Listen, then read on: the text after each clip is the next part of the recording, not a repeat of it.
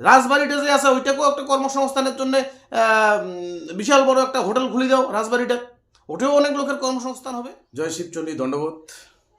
আমরা দেখিবার পাইলাম যে কোচবিহার রাসমেলার মাঠের উপরত বিভিন্ন ফুড ভোজ নাকি ফুড ভোজের দোকান খুলে দিবে।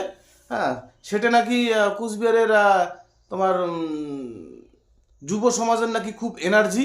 হ্যাঁ, এটা নিয়ে অনেক চিন্তা ভাবনা এবং গবেষণা করলো যে বিভিন্ন মানুষের অনেক মানুষের এটা কর্মসংস্থান খুলবে। এ তো মারাত্মক কথা, কর্মসংস্থান খুলবে, বাহ খুব ভালো কথা। হ্যাঁ, গুড গুড, সাবাস সাবাস। কিন্তু তোমরা কর্মসংস্থান খুলবেন আর কোনো জায়গা বলেন না। আবার এমন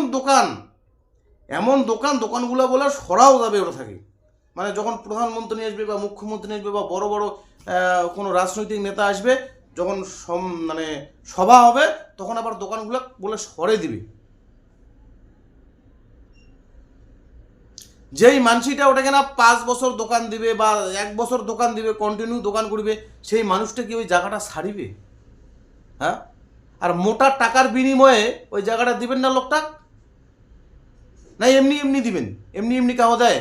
মোটা টাকার বিনিময়ে সেই লোকটা তোমরা একটা স্টল করিবার জায়গা দিবেন, সেই লোকটা কি ছাড়িবে?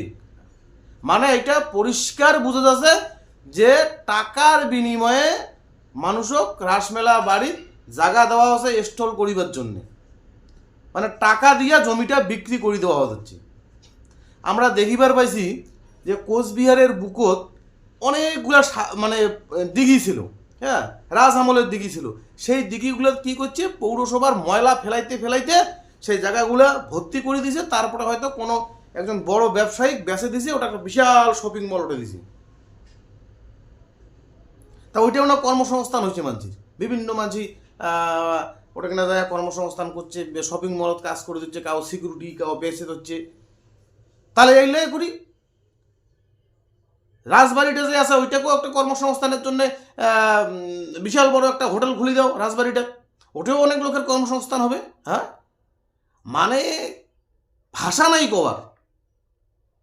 কোচবিহারত বর্তমানে জায়গায় আছে, হ্যাঁ, এই কলকাতিয়া বা দিল্লির দলের যে রাজনৈতিক যে লিডারগুলা, মানে ইমার চিন্তা ভাবনা এত নিম্নমানের চিন্তা ভাবনা।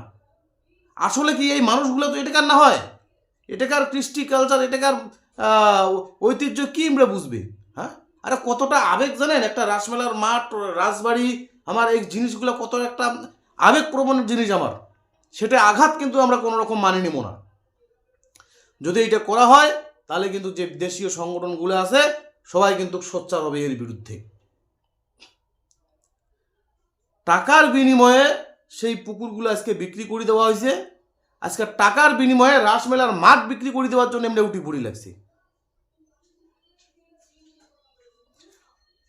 প্রতিটা দেশীয় সংগঠনক মোর তরফ থাকিয়া আটুস আবদার যে এই কলকাতা আর দিল্লির দলগুলো যে এটাকার ঐতিহাসিক কিছু জায়গা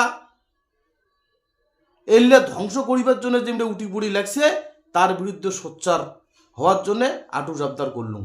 জনসাধারণ জাগো, আমার এটাকার কুচবিহারের মানসি এলা আর আগের মতো না হয়। আমার কুচবিহার আমার এটাকার রাজধানী, এবার তার কোটে কি হয় না হয় সব কিছু আমার খোঁজ খবর রাখা লাগবে। আগের দিন ভুলে যাও, এলা এটাকার মানুষ সচেতন হয়েছে। জয় শিবচন্ডী।